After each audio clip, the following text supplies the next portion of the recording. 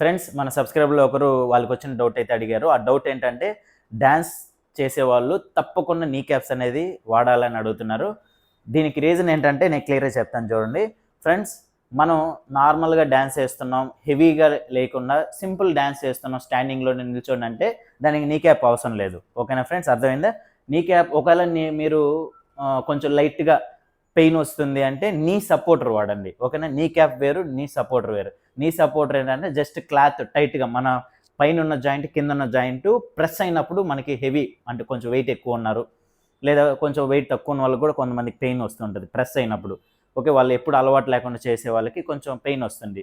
Okay, అప్పుడు ఆ నీ సపోర్టర్ ఏం చేస్తుందంటే పైన ఉన్న జాయింట్ కింద ఉన్న జాయింట్ని ఇట్లా బాగా ప్రెస్ చేసి పట్టుకుంటుంది. అప్పుడు మీకు చేయడానికి బాగుంటుంది, ఆ పెయిన్ అనేది రాదు. ఓకేనా, అలాంటి వాళ్ళకి మాత్రమే నీ సపోర్టర్ యూజ్ చేయండి. ఓకేనా, మీరు హెవీ డ్యాన్స్ చేయట్లేదు వాళ్ళకి అవసరం లేదు.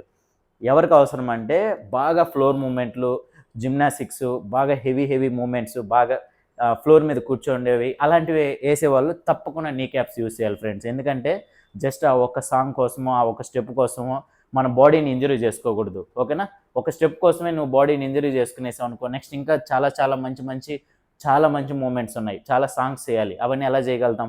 ఓకేనా, ఒకసారి ఓకే అవ్వచ్చు, రెండోసారి ఓకే అవ్వచ్చు, కానీ ఎక్కడో దగ్గర ఇంజరీ అయితే తప్పకుండా అవుతుంది. ఓకేనా, కంపల్సరీ మీరు ఫ్లోర్ మూమెంట్లు బాగా హెవీగా జిమ్నాస్టిక్స్ లాంటివి చేస్తున్నారంటే, హెవీ డ్యాన్స్ వేస్తున్నారంటే తప్పకుండా నీ క్యాప్ అనేది యూజ్ చేయండి. సింపుల్గా వేస్తున్నాం, అంత హెవీ మూమెంట్లు ఏం లేదు, నిల్చొని స్టాండింగ్ మూమెంట్లు వేస్తున్నాం అంటే వాళ్ళు నీ సపోర్టర్ వాడండి. ఓకేనా, నీ సపోర్టర్ వాడండి, లేదు పెయిన్ లేదంటే అది కూడా అవసరం లేదు. ఓకేనా, మీరు చేసే డ్యాన్స్ టైప్ని బట్టి అది వాడాలా వాడకూడదు అనేది డిసైడ్ అవుతుంది ఫ్రెండ్స్. ఓకేనా, మీకు క్లియర్ అయింది అనుకుంటాను. మీకు ఇంకా ఇలాంటి డౌట్స్ ఏదైనా ఉంటే కూడా నాకు తప్పకుండా కామెంట్ చేయండి. కొంచెం లేట్ అయినా మీకోసం అయితే అప్లోడ్ చేస్తాను. ఓకే, నెక్స్ట్ వీడియోలో కలుద్దాం.